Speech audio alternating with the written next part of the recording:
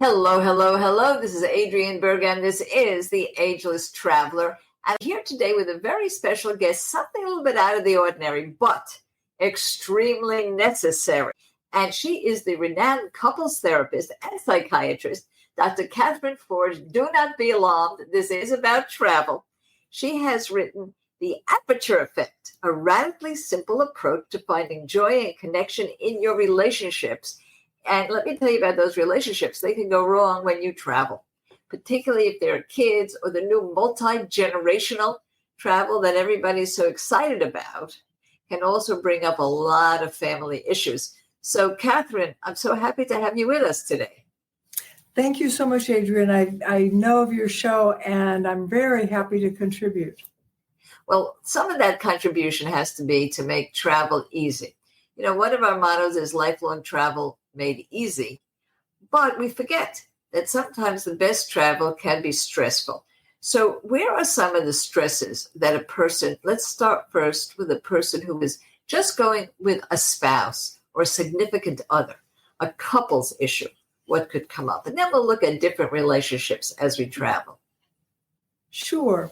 Yeah, I think that's an important topic and almost always comes up either the beginning, middle, or the end of a trip. Travel is definitely stressful. The same things that make it stressful are some of the reasons we want to do it. We travel because we want a sense of exploration, novelty, adventure. But of course, with that also comes a great deal of need to improvise. If we're traveling, we do not have our usual resources available. So we take some of our resources with us, others we have to gather along the way, and we're constantly improvising. So I would say number one reason is this is kind of a difficult, however fun it is, it's a difficult thing to do. And the second reason obviously has to do with expectations. That usually when we take a trip, we've looked forward to it for a while. In fact, that's an important thing to do. The research shows that sometimes we actually enjoy the looking forward more than we enjoy the trip. So it's very important, this period of looking forward. On the other hand, we kind of get our hopes up, we get our expectations. And if we're really traveling and adventuring and exploring new things, the actual living out of it is not going to be identical to the expectations. And can we adjust and appreciate both? That we had these expectations and now we're actually having a lived experience, which is somewhat the same and somewhat different. So I think both of those things make travel stressful. So let's talk about that from a realistic point of view. You know, many of the people that are listening have been married for a long time or have significant others for a long time. For me, it's 55 years. And I'll tell you the truth, we still have not cracked the code. I want to go right into that, what you said, expectations, right, and how to handle this. And I'll give you some situations. I get upset when things don't go the way that I imagined them, right? Just what you're talking about. So I don't like the hotel room. There's a stain on the carpet, a delay at the airport. I mean, I could think of a million things. My husband, he has much more equanimity when it comes to that. Oh, you know, it's okay. We're only there one night. So the fact is that we have such different personalities is itself stressful. It's not even the situation. It's that we take it so differently. So I would love to even that out. And then, interestingly, the same idea the other way. I have no anxiety about, I don't care if it's a 50-hour flight. I'm excited. I'm going. He's a basket case, the plants, the laundry. I mean, really and truly, who cares? So those differences in the way we handle things, I think causes more anxiety than the subject itself. So how do we even out these very different personalities? We call ourselves the Lucy and the Charlie Brown. We like each other, but we can rub each other the wrong way. Well, you know, you're talking about the aperture effect. What can we open? An aperture gives me the idea of we're opening something. I like that you brought up what can we do, and partly has to do with openness. You know, part of what you can do is realize that the certain things are accentuated on travel, but the difference in personality, the difference in the way you respond to things for you and your husband probably is there all the time. We probably notice it a little bit more with the pressures of travel. Things need to go especially well because you've only got 2 days in this place and then you're moving again. So there's extra demands. Your podcast emphasizes something I would call robustness, and the pleasures of being robust and being on the road. And so we do need to have a certain amount of robustness to go on the road and travel. And on the other hand, we're not infinitely robust. And we do have things that we have to respond to, and we respond differently. One of the keys there is to be patient with and kind of accepting of those differences. Like for you, not to get upset with him just because he doesn't care if there's stain on the carpet, and to realize, yeah, that's his style. And likewise for him to realize, yeah, she's going to see that stain. She's not going to like it. No big deal. So you try to be a little bit more resilient with those differences, and at times help the other person out. I sometimes say helping each other sometimes is as subtle and little as the emotional or verbal equivalent of reaching your hand out under an elbow as somebody, stumbles a little over a curve or something. You reach your hand out and stabilize a little bit, like, this hotel isn't as wonderful as we wanted, but it's fine and it'll do for now. And the next one is probably going to be great. And so you kind of help each other over the bumps and accept the fact that, of course, you have differences. The other thing I would say is probably to talk ahead of time about expectations and what really are the realistic expectations. You have your high expectations, which definitely are there as you plan the trip. If you didn't have them, you probably wouldn't plan the trip. And then as you get ready to actually depart, to kind of make those a little bit more ordinary, like, reminding each other, like with most trips, there'll be some things that are better than we hope, some things that aren't as good, some things that are the same, some things that are surprises, and kind of remind each other, this is the way it usually goes. And in fact, we always enjoy it in the end, and we keep doing it. Right. So it's sort of like a what else is new approach to look at those expectations and manage them, I think is so important. Now, I want to talk a little bit about adding the complexity of kids, and I'm going to put it in a particular context. That is, grandparent travel is really booming. It's amazing.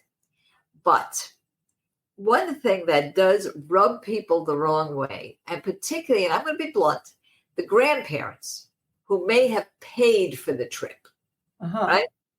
What can rub them the wrong way is when the grandchildren don't want to do any of the things that they had in mind. You take the kids on a cruise and you want to go on, let's say, a day excursion and see all the sights.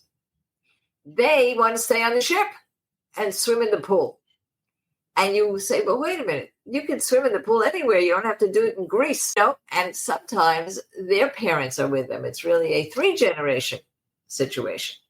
And their parents say, oh, no, let's just rest at the pool because they're working and they're tired. And they like this cruise because it's a real relaxation. You like it because you're seeing the world.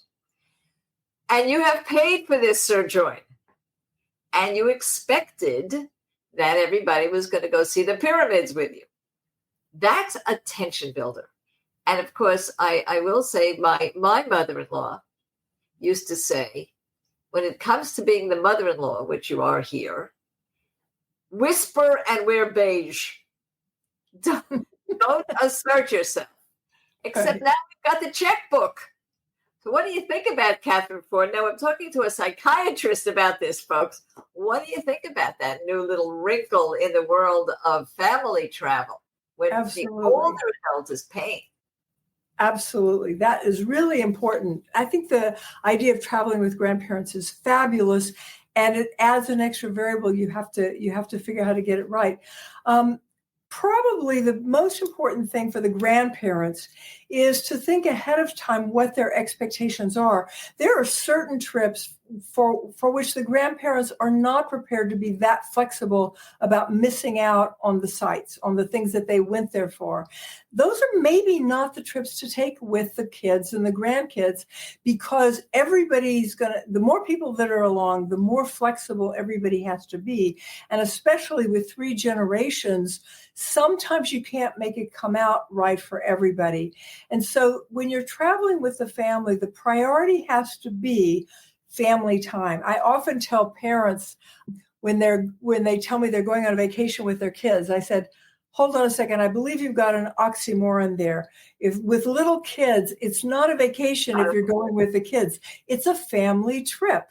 And so that's because parents, I just talked to a friend today who just came back from Hawaii with his little kids, and he said, oh, I'm totally beat. And, with kids, for the adults along, can actually be more work than staying home. Again, you don't have your usual resources. Everybody's thrown off by the time clock. And so the grandparents need to consider, are we up for that? It can be a wonderful, wonderful time for the family. It can be wonderful bonding time with the kids, the grandkids, everybody. But you need to realize what you're paying for is a family adventure and not for a particular site or restaurant you're going to go to, because that may or may not work out with the amount of flexibility you have to build in. So think ahead of time.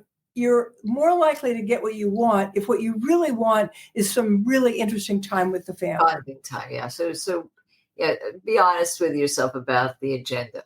Exactly. That's so important, so important. And now I'm going to ask you another grandparent question. It's almost exactly the opposite. There are some things we can't do. I'll give you again. This is with my daughter. We went to Mexico, and this was many years ago, and she was a little girl. And she's very adventuresome, and she's also a climber. Even as an adult now, she climbs mountains and all these. And I was afraid to go on a zip line. It was the beginning of zip lines. Everybody was doing a zip line, and this was in Mexico. And the safety was very sketchy in my mind, but she couldn't wait to go on the zip line. And now today, funny enough, I just went on a zip line, but I've matured. However, there are things I cannot do at age 77. That you can do when you're 30 or when you're 12. Yes. It makes me feel bad because I don't want to show that vulnerability, particularly on a vacation. So I don't know how to handle that, whether or not I just tried to build it in or I sit it out. Right. It's tough for me to surrender, let's say. Right. Kind of people I'm talking to now on this show are like that. They're the go-go stage people. But time comes. So on a vacation, it's very glaring. What do you think? Right. I think, like with one of our other comments, I think, again, it's a life issue that then sometimes gets accentuated by travel, because everything gets accentuated by travel. So that issue is there for older people kind of all the time, but especially when they're thrown in with much younger people, their kids, their grandkids. Now it kind of pops out in bold relief, and you can't exactly go around it the way you can if you're traveling with a group of people your own age. And so, you need to expect that probably is going to be part of the trip. There are going to be moments where the rest of the group or part of the group can and want to do something that really isn't right for you physically. And how do you adjust to that? You can build it in and almost role model for the whole group that not everybody has to do everything, and not everything is going to work for everybody. So the grandkids may not at all be into the fancy restaurant that you would love to go to. If at all possible, you separate the group, or you tell the grandkids in advance, look, I know this isn't really your thing. We'll see if we can get something special for you while we're there. And the next night, we'll go to the restaurant you want. We'll go to the hamburger place. So you kind of build in the idea that everybody gets used to the idea that not everything works for everybody. And I think also for me, one of the things that helps with certain physical limitations is to remember that getting older has certain limitations. It keeps me away from things that I want. On the other hand, there's a lot of advantages. And I've come to realize how little we talk about the advantages of getting older. And in fact, some older people are much wiser than they once were. They're much more able to figure things out at a very complicated level about what's going on in life. They have advantage of a lot of life experience to kind of understand themselves, other people. So there are certain advantages to being older, but they're not the same advantages as being younger. And so to view it as a difference rather than a deficit, I think can be awfully important. Yeah, and I think one thing that my takeaway is that I like the idea of being a role model, of being the go-go, that I can do it.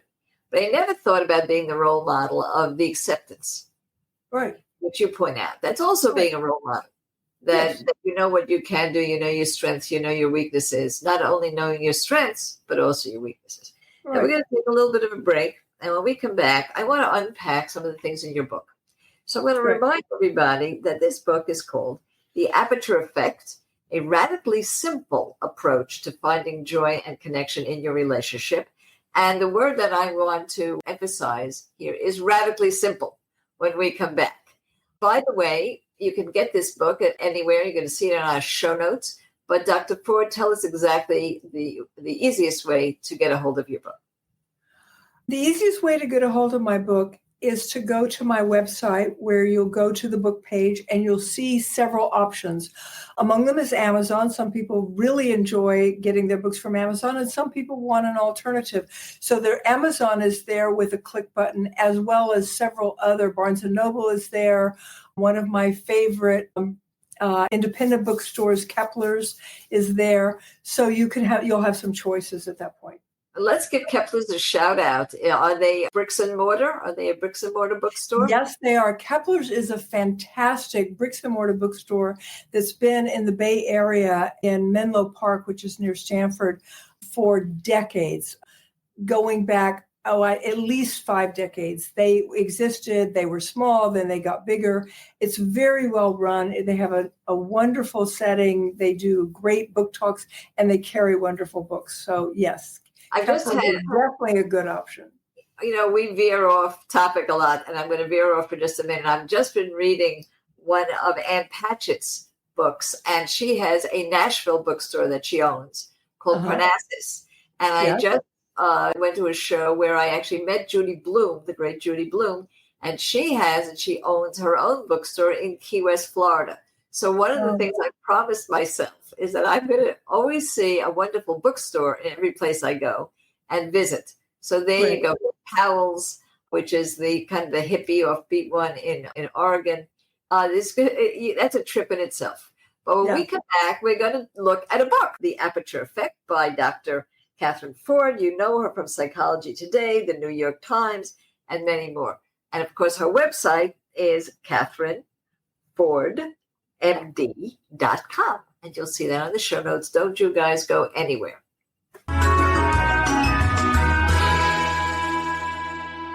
If you've been thinking about a cruise, I've definitely got you covered with Cruises It. Now, we have just become affiliated with them. And who are they? Well, Cruises It is the top agency for all the main cruise lines and some of the less known cruise lines as well. Cruises It has access to booking space that's been open years in advance, so you can get the best cabins. That's just number one. But they also make the prices lower. The cruise lines give Cruises It their own exclusive agency discounts. And if you're not from the cruise line, they have their own agency discounts that would apply as well. So you get both any discounts you would normally get on the cruise line, plus additional discounts that are given exclusively to Cruises It because they bring in so much business. On top of all those discount perks, when you book with them, you get the best rate guaranteed. And this is because Cruise Fair Watch system takes place. Now, what Cruises It does is it tracks the pricing until the final payment date. So you keep in mind that to get the best rate guaranteed, you have to use my site. We have affiliated with them specifically. I sat down, I met with them in Tucson, Arizona. I met with Marianne Weather. We've now become good friends. She gave me a direct line, not only a link, which you can certainly use right away, but if you have questions, even a specific phone number. Cruises It offers this not just to anyone that is one of our followers, but if you have friends and family, you can bring them in too. So just take a look at the show notes and you will see our dedicated phone line and our dedicated link. Happy sailing.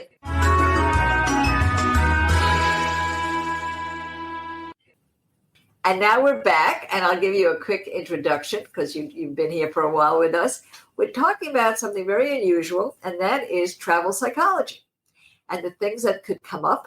And what we're learning from Dr. Katherine Ford, who is the author of The Aperture Effect, we're soon going to be unpacking her subtitle, A Radically Simple Approach to Finding Joy and Connection in Your Relationship. What we're learning is that when you do pack, you generally think of it packing things, but she's suggesting you also pack thoughts and expectations. And you review them in your mind just as much as you're reviewing how much underwear you're going to take with you on a long trip, and to see where the pitfalls could be, acknowledge them, and do better. But let's take a look at the book itself. First of all, it's an intriguing title, The Aperture Effect. So tell us where that title comes from, and what are some of these radically simple things that we can do to enhance our relationships? Absolutely. The subtitle, A Radically Simple Approach, means that what it is that's the big deal and what it is the Aperture Effect is about is something that once you see it kind of pops out at you as obvious. And yet in my 20 plus years of working with couples to improve their relationships, what I found was everybody was looking past it. And what that means is openness is the big deal. Aperture is the word I use for the openness between people as they're trying to connect with each other. We all want connection with each other. And if possible, we want great connection with as little effort and pain as we can get. The way to that is to pay close attention to openness. Our openness changes all the time to each other as we're talking to each other. And if we ignore it, we end up doing just the wrong thing at the wrong time. And paying attention to it allows us to move forward. What I found that couples usually did when they were having a conversation and they kind of got in difficulty with each other, what they usually do, what we all usually do, we reach for something we know along the lines of either what happened yesterday that tells me how you're going to respond next, or these days we reach for something out of psychology. What does this have to do with our love languages? What does this have to do with our attachment styles? We look for a roadmap, but I often say when you're driving, you don't want to pull out the roadmap. You want to keep your eyes on the road. And eyes on the road when you're interacting means you kind of hold a lot more loosely everything you already know, and you don't try to figure things out based on the roadmaps.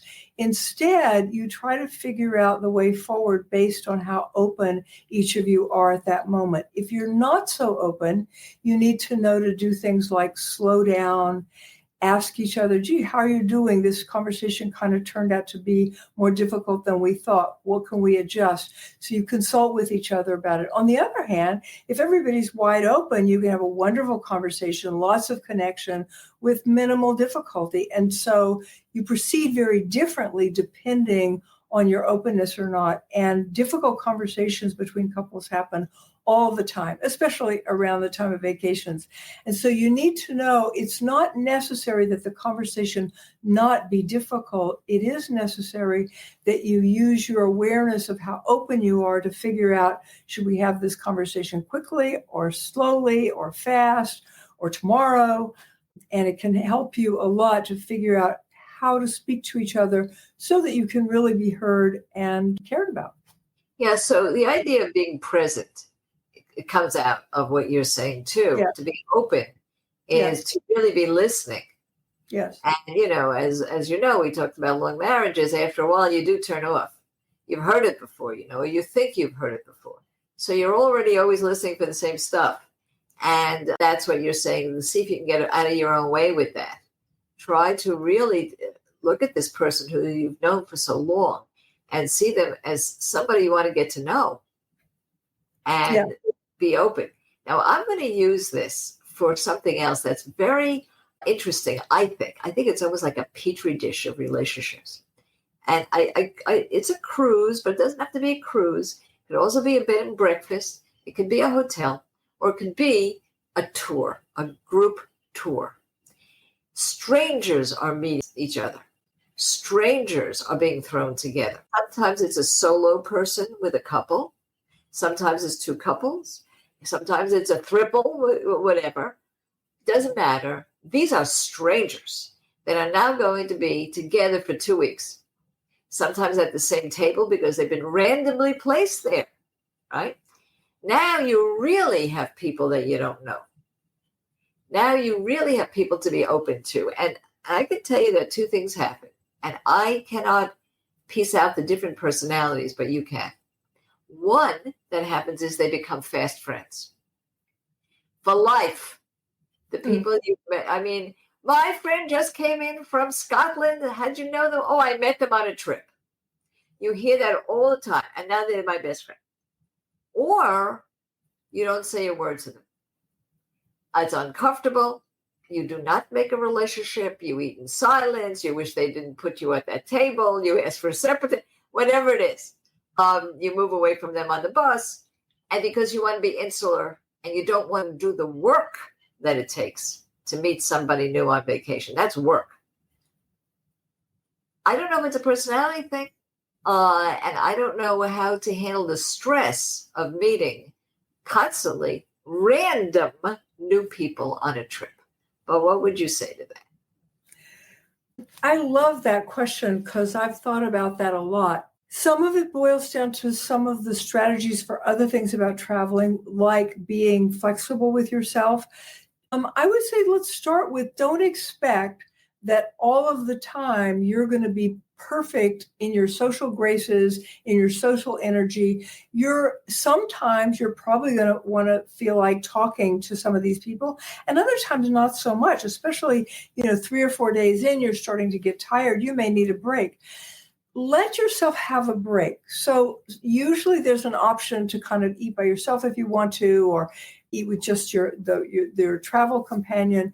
So don't expect yourself to be the social director of the tour. Let yourself socialize in a way that's comfortable for you. Likewise, let the other people do that.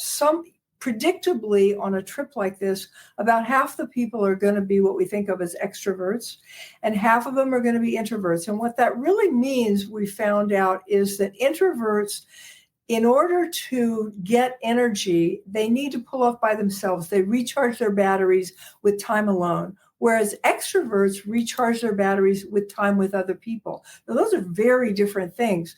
So know that on this trip of a group of people, some of the people are going to really get a lot of energy from the interactions, and therefore they will probably want to interact more. And other people may be very introverted and need more time alone.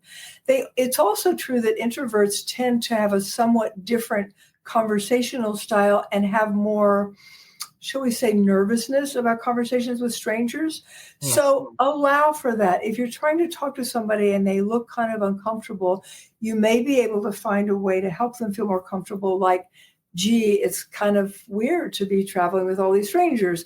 Or you may not be able to, and you may need to just say something kind and compassionate and move on and let them have some privacy. So I would say flexibility, compassionate interest in all the differences in people, including your own needs for socialization and not. And there's no one right way to do this. Everybody's going to do it differently. Don't compare yourself to the person that seems to be at ease and having a good time all the time. Maybe they are, maybe they're not.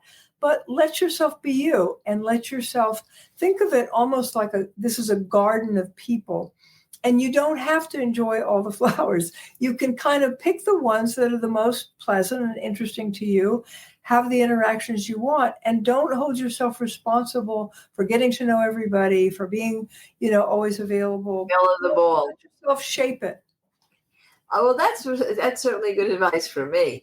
I'm going to actually ask you a question that I found in your dossier. It was not a question I would have asked. And then we'll take a little bit of a break and we'll finish off with mindfulness ideas that are so prevalent in your teachings. The question I had no thought of asking, but you brought it up in one of your materials, and I thought it's important. And that's heat waves. Yeah, tell me, where did that question come from? And you're right, I live in Palm Springs, so I think 95 degrees is like cold. Right. But you're right. I go to Africa. It's hot. So what's the scoop there? What is the scoop? That's really interesting. I probably brought that up because I grew up in Texas, and I don't think I ever got used to how hot it was in Texas. And of course, it's hotter now even. So I'm not it sounds like you're very comfortable with the heat. I was not very comfortable and still am not. I'm a person who, if it gets too hot, I get pretty cranky. I have trouble functioning, and most of all, I have trouble being nice to people. I get very irritable.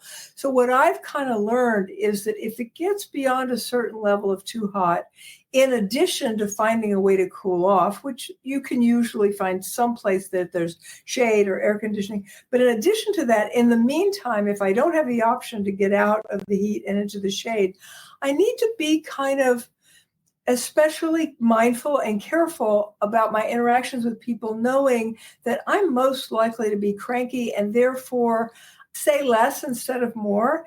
And if somebody, does something I don't like, maybe this is not the time to really mention it. Maybe this is the time to figure, everybody may be a little cross. And I would say, again, some people will do fine with the heat, but a lot of people do get short-tempered and very uncomfortable in the heat. And you need to honor that and find comfort as soon as you can. And in the meantime, kind of give each other a break. I'm thinking that this could be extrapolated to almost anything. You know what triggers you. If you think ahead, what triggers you, particularly in travel, we're talking about here, take a step back when and if that happens. Yes. And it could be so small. I'm going to give everybody a disclosure, full disclosure. I love a glass of Prosecco or wine, but I have to have it with food. So always they bring me the wine or Prosecco first. Right. The bubbles then drop dead because it's waiting for the food and it's not a good thing. And it costs $15 or whatever. And it's such a tiny thing, So all you have to do is say, please don't bring this until you bring the appetizer. But do I remember to say no? So instead, I'm triggering myself. It's such a tiny thing, and I could give you bigger things that I trigger. And then I get, as you say, testy. Not a nice person for a couple of minutes. Think about it. Think about something that might recur on your trip that would trigger you, whatever it might be. Could be all kinds of things. And step aside for a minute. Just step aside.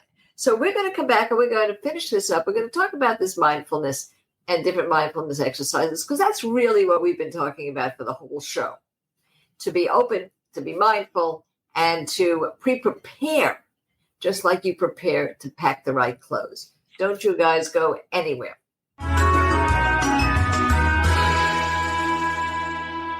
One of the things that you've told me over and over again is that your biggest barrier to travel is money.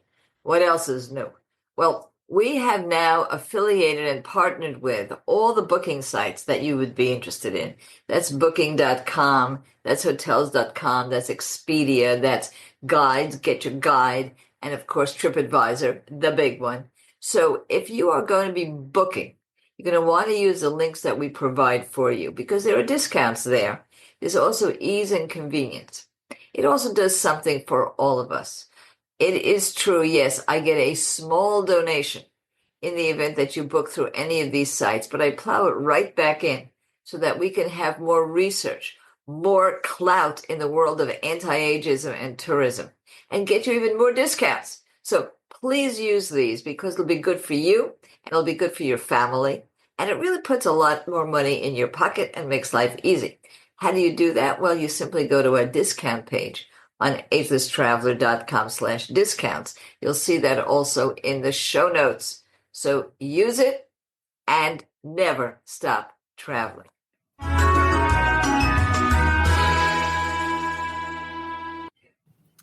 And sadly, we're at the last segment of this really, for me, fascinating, very helpful conversation with Dr. Katherine Ford. It's very easy to find some of her suggestions. You simply go to the Aperture Effect, a radically simple approach to finding joy and connection in your relationship. She was wonderful to stress travel with us today, and you'll find that on show notes. You will also find that very easily at Katherine, which is an RYN, KATHRYN, FordMD.com. All right, so mindfulness has really been the theme here when you take a look at this, Dr. Ford. And there are some things you can do. And whether you want to summarize what you've told us or bring in something new, this is a great place for us to end our relationship for this few moments. Go ahead. Yes, I'm really glad that you reserve some time for that because it really is the foundation of everything that's in the book.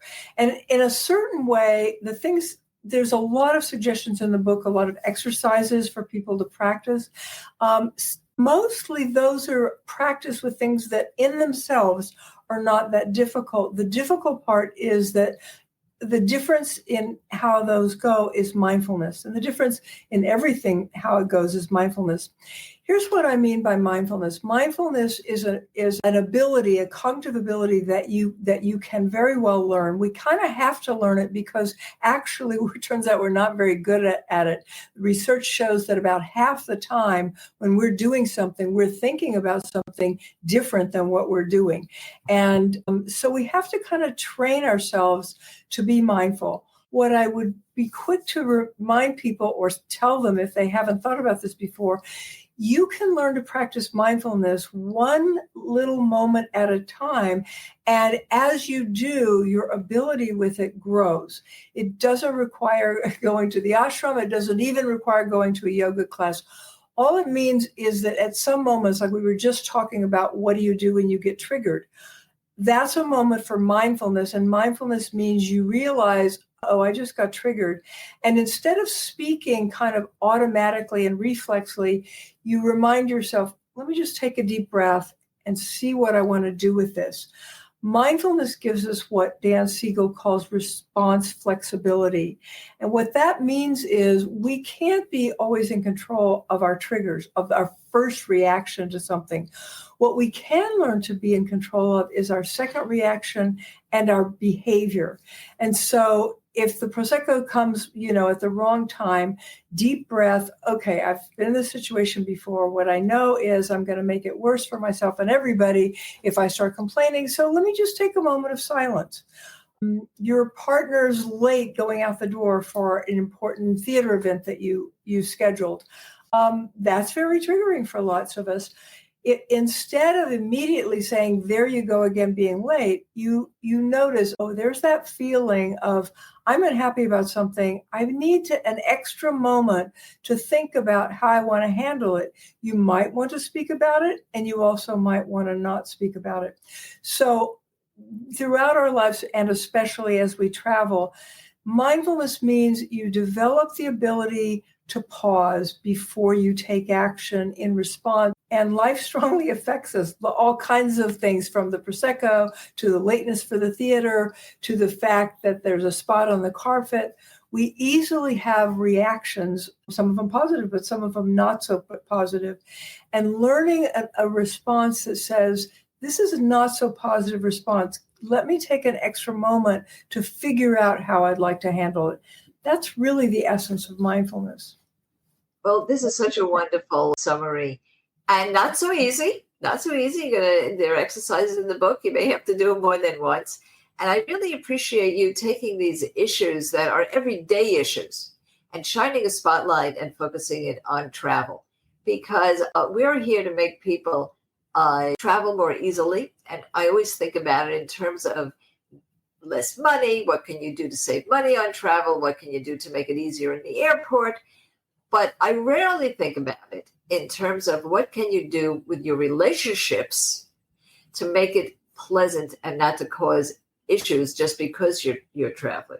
And I was very grateful when I got a look at this book, this fantastic book that everybody should be reading for all kinds of things, but include thinking about it for your travel. It'll be much more pleasant. Thank you so much for being with us today. Thank you, Adriane. I really enjoyed it, and happy travels to everybody. Thank you. And for everybody else, as you know, we have a wonderful Facebook salon. We have a weekly newsletter called Travel Tuesday. We have free ebooks that do deal with things like navigating airports and getting luxury travel for less. You'll access all of it on our website, and that is very simple, agelesstraveler.com.